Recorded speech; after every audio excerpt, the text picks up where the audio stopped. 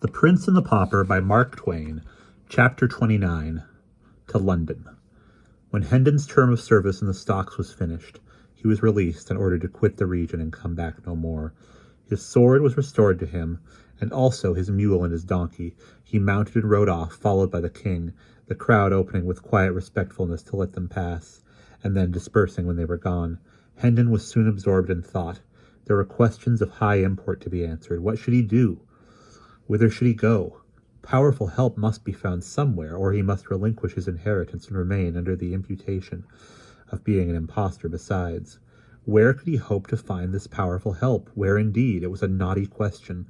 By and by a thought occurred to him, which pointed to a possibility, the slenderest of slender possibilities, certainly, but still worth considering for lack of any other that promised anything at all. He remembered what old Andrews had said about the young king's goodness and his generous championship of the wronged and unfortunate. Why not go and try to get speech of him and beg for justice? Ah, yes. But could so fantastic a pauper get admission to the august presence of a monarch? Never mind, let the matter take care of itself. It was a bridge that would not need to be crossed till he should come to it. He was an old campaigner and used to inventing shifts and expedients. No doubt he would be able to find a way. Yes, he would strike for the capital. Maybe his father's old friend, Sir Humphrey Marlowe, would help him. Good old Sir Humphrey, head lieutenant of the late King's kitchen or stables, or head lieutenant of the late King's kitchens or stables or something. Miles could not remember just what or which, now that he had something to turn his energies to. A distinctly defined object to accomplish, a fog of humiliation and depression which had settled upon his spirits lifted and blew away, and he raised his head and looked about him. He was surprised to see how far he had come. The village was away behind him. The king was jogging along in his wake, with his head bowed, for he too was deep in plans and thinkings. A sorrowful misgiving clouded Hendon's newborn cheerfulness. Would the boy be willing to go again to a city where during his brief life he had never known anything but ill usage and pinching want? But the question must be asked. It could not be avoided, so Hendon reined up and called out, "I had forgotten to inquire whither we are bound.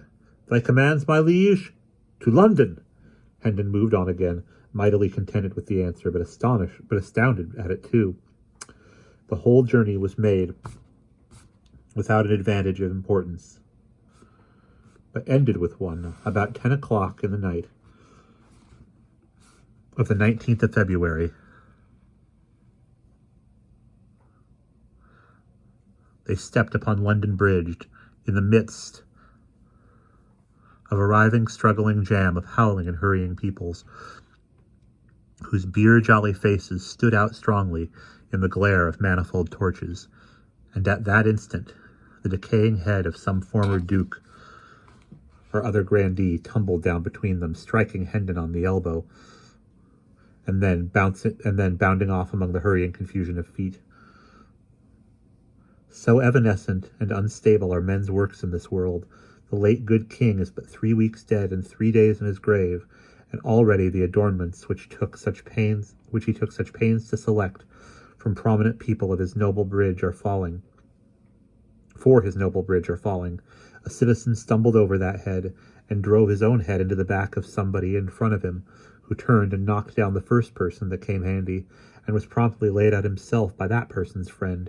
It was the ripe time for a free fight, for the festivities of the morrow, Coronation Day, were already beginning. Everybody was full of strong drink and patriotism.